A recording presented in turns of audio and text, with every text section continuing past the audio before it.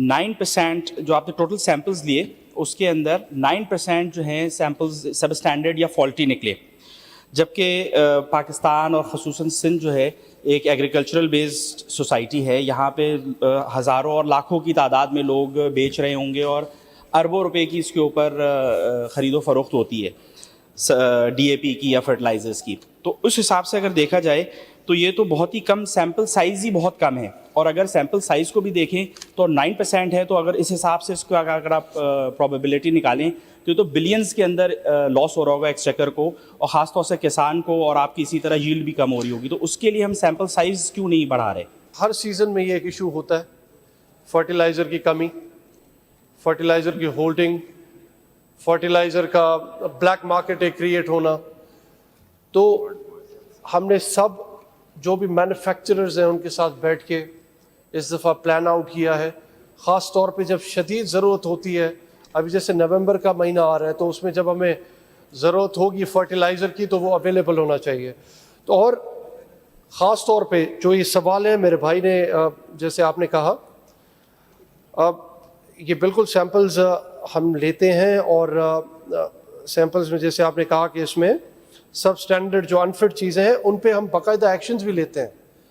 अच्छा सर, अभी आपने जैसे कहा कि सप्लाई एंड डिमांड के इश्यूज़ रहते हैं। मेरा सवाल तो ये था कि परसेंटेज की सैम्पल साइज़ बढ़ाएं, और उसके अंदर एक पिछले सवाल से रिलेटेड सजेशन है कि अगर आप QR कोड इंक्लूड करा दें, आप 4-5 ही मैन्युफैक्चरर्स हैं फर्टिलाइज़र के पाकिस्तान में, उनको मैंडेटरी करें कि वो QR कोड दें ताकि वो रियल टाइम में स्कैन हो सके, और आपकी यील्ड भी बढ़ेगी और आपको फार्मर्स को भी इसमें फ़ायदा होगा।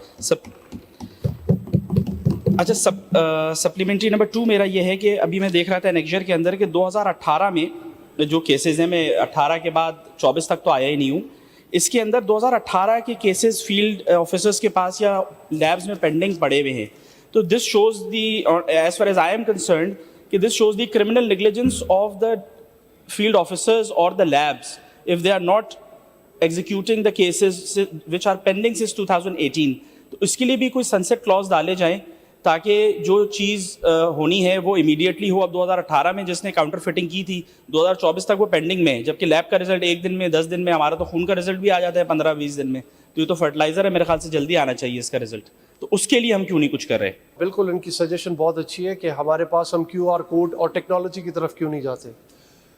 तो मैन्युफैक्चरर से जब बात हुई, हमने उनसे यही कहा कि स्मगल को कम करने के लिए we need to take these measures, और उसमें हमने अभी एक ऐप भी हमने अल्हम्दुलिल्लाह जो इंट्रोड्यूस की है, वो भी मैं आपको इंशाल्लाह ताला मैं आपको दिखाऊंगा वो ऐप क्या है और उसके क्या फंक्शंस हैं। और ये जो एक्शंस यहाँ पे कुछ चीज़ें पेंडिंग है, आई विल मेक श्योर कि ये जल्दी हो जाए। और जो एक्सटेंशन टीम है, ये अफसरान बड़े अच्छे हैं, डिस्ट्रिक्ट कमिश्नर्स के साथ मिलके ये मेक श्योर करते हैं कि होर्डिंग ना हो, ब्लैक मार्केट क्रिएट ना हो, और जल्द से जल्द एक्शन लिया जाए। But I will look into these pending cases के जल्द से जल्द एक्सपर्टाइड हो। इसके अंदर मैं देख रहा था कि जो फाइन्स हुए हैं वो 5,000, 25,000, 10,000 का फ़ाइन है। तो 5,000, 25,000 का फ़ाइन तो कुछ भी नहीं है। अगर आप यहाँ से 2 घंटे की फ़्लाइट पे UAE चले जाएँ तो ओवर स्पीडिंग के ऊपर आपको 1,000, 2,000 दिरहम का फ़ाइन लग जाता है।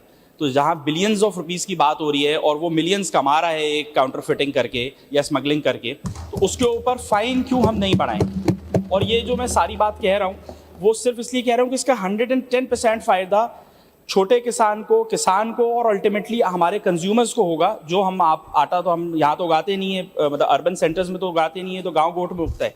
तो उसका 100% फ़ायदा दोनों लोगों को होगा, विन विन सिचुएशन है। तो फ़ाइन बढ़ना चाहिए। अनियाल साहब की बात को सेकंड करता हूँ। इंशाल्लाह ताला आई will look into this, and obviously मैं काफ़ी जगहों पे देखता हूँ with the passage of time जो फाइन्स हैं उनमें वो इंक्रीज़ नहीं आया है। मेरे ख्याल से जितना रेवेन्यूज़ बढ़ गए हैं, जितने नंबर्स बढ़ गए हैं, फाइन्स को भी उतना बढ़ना चाहिए। So I will look into this इंशाल्लाह। जो एग्रीकल्चरल कंट्रीज़ हैं वो ऑर्गेनिक की तरफ जा रहे हैं। कंपोस्ट खाद हमारी जो है वो तैयार की जा रही है पूरी दुनिया में, और जो हमारी जो ऑर्गेनिक जो फूड है या सब्ज़ी है या फसलें हैं उनकी इंटरनेशनल मार्केट में बहुत बड़ी डिमांड है।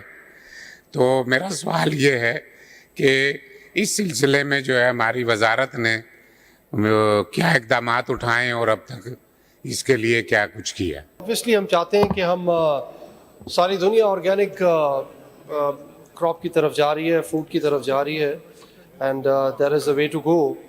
एंड हम तो कोशिश यही कर रहे हैं, और ऑर्गेनिक फर्टिलाइज़र की हम पैदाइश कर रहे हैं, जिसको आप वर्मी कंपोस्ट कहते हैं। और उसके अलावा जो भी बायो फर्टिलाइज़र या सॉइल फर्टिलिटी के लिए जो भी ऑर्गेनिक फूड के लिए आपको चाहिए, वो सारे इकदाम हम ले रहे हैं। And we have very good team.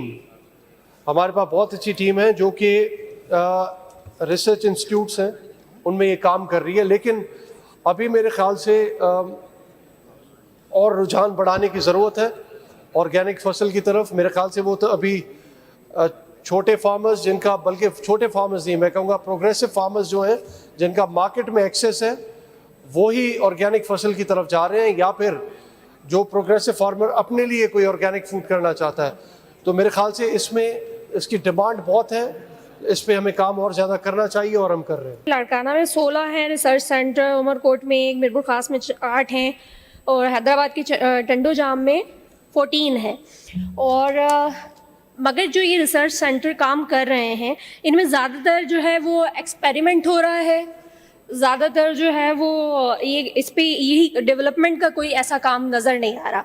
तो ये कॉटन के हवाले से जो रिसर्च सेंटर है, थोड़ा सा इसके बारे में मैं चाहती हूँ कि वज़ीर साहब जो है वो डिफ़ाइन करें कि कॉटन के हवाले से हमारे सूबे में इम्पोर्ट एक्सपोर्ट के हवाले से क्या काम हो रहा है, और इसमें जो तरक्की की है वो क्या क्या की है। एग्रीकल्चर डिपार्टमेंट की तरफ से 46 एग्रीकल्चर रिसर्च इंस्टीट्यूट्स हैं, एंड मैंने काफ़ी विज़िट किए हैं, and they are working day and night इस हवाले से कि ये मुख्तलिफ, जैसे वैन को मैं बताऊं कि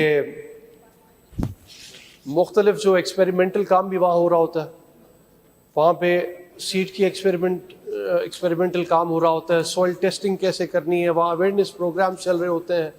तो वहाँ पे आप देखेंगे कि सॉइल सैलिनिटी के एनवायरनमेंट रिसर्च के लिए, कम्युनिकेशन रिसर्च के लिए, तो काफ़ी मुख्तलिफ 46 जो हमारे रिसर्च सेंटर्स हैं, उनमें मुख्तलिफ काम हो रहा था। पर हम इसको और बढ़ाना चाहते हैं नंबर्स को।